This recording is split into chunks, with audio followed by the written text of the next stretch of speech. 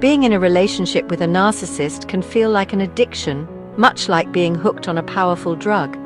The cycle of trauma bonding triggers intense chemical reactions in the brain, releasing endorphins that make the highs exhilarating and the lows unbearable. Narcissists use tactics similar to those of oppressors, creating a dynamic where leaving isn't as simple as walking away. Breakups with them rarely follow a typical pattern. Withdrawal and relapse are common, and more often than not, it's the narcissist who discards their partner once they no longer serve a purpose. This cycle reveals just how addictive and psychologically damaging these relationships can be, mimicking the patterns of substance dependence. Being addicted to a narcissist triggers the same endorphin rush as substance abuse or gambling. Victims find themselves chasing the euphoria of the relationship's initial high, much like a crack addict searching for that first intense rush that can never truly be recreated. This cycle creates a reward system in the brain, increasing dopamine cravings and building tolerance, making each emotional high harder to reach. Over time, this rewires decision-making, judgment, and memory, shifting from conscious thought to compulsive, habit-driven behavior. The brain, now fixated on the addictive cycle, prioritizes the narcissist above all else, hijacked by the need for another fix. Narcissists are naturally drawn to certain types of individuals, influenced by a mix of genetics, environment, and personal development. Just as some people are more prone to substance addiction, others are more vulnerable to the psychological dependence that forms in relationships with narcissists. At the core of this trauma, bond is a toxic imbalance. Narcissists give little and take endlessly, leaving their victims in a constant chase for validation. This cycle of abuse is especially effective against those who are already vulnerable, which is why sadistic narcissists often target children and other susceptible groups, ensuring a deep, lasting hold over their victims. Narcissists carefully tailor their approach to match what their victim perceives as security.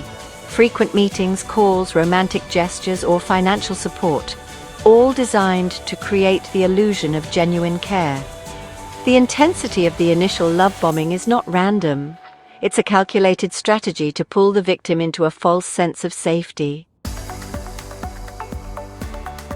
But once this illusion is firmly in place, the narcissist begins to feel unsettled by their victim's contentment.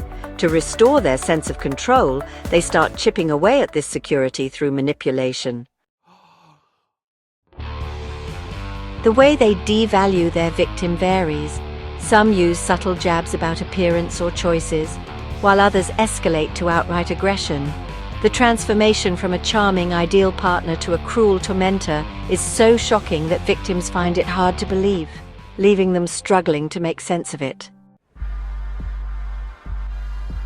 When the narcissist eventually discards them, it's rarely without justification. They shift the blame, painting themselves as the ones who were wronged. If the victim remains trapped in confusion, the narcissist may reignite the cycle with small, calculated acts of affection, mimicking the love-bombing phase just enough to spark false hope. This intermittent reinforcement is what keeps the victim hooked, chasing a fleeting sense of love that never truly returns. I thought I had found the perfect love story.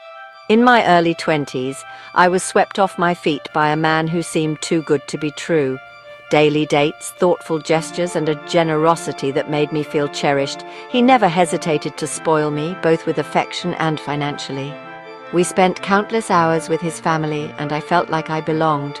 Looking back, it was all part of the illusion. At the time, I didn't recognize the warning signs.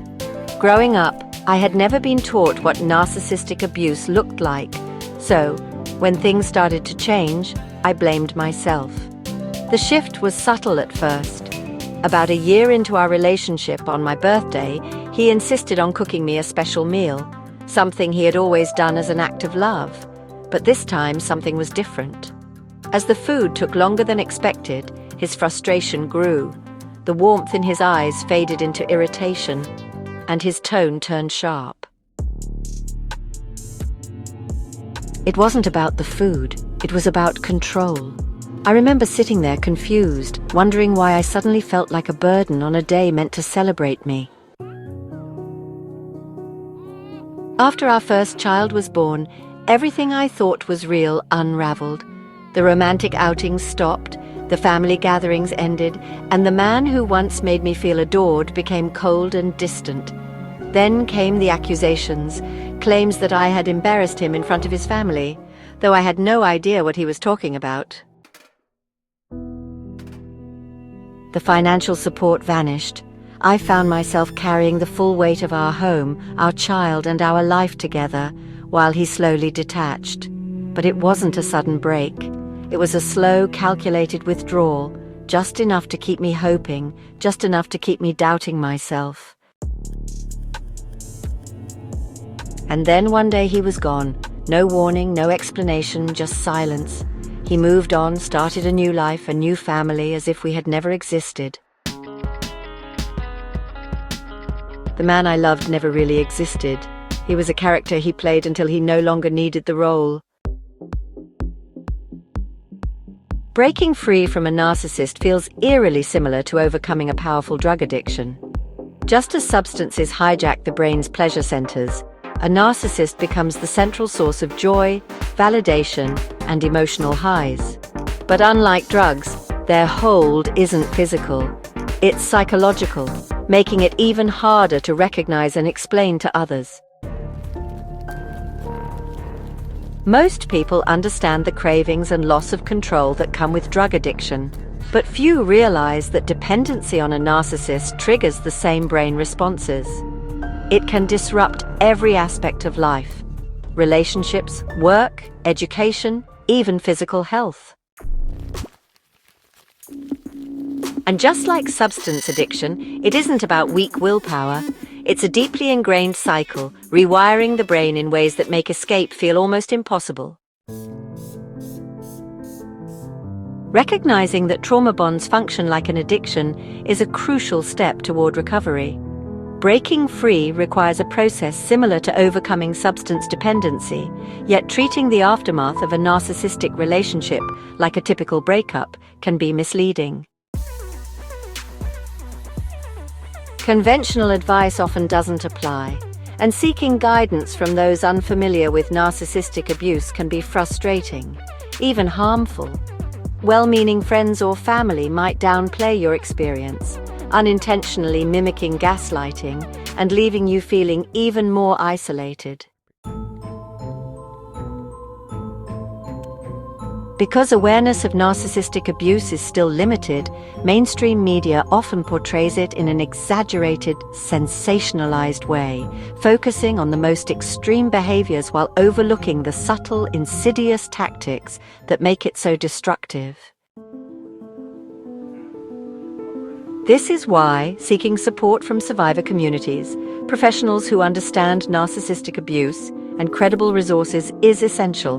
Most importantly, as you navigate your healing, extend to yourself the same kindness and patience you would offer a friend, because breaking free isn't just about leaving them behind, it's about reclaiming yourself. Leaving a narcissistic relationship is never easy, and the challenge becomes even greater for those raised by a narcissistic parent. The grip of these dynamics runs deep, making it even harder to break free.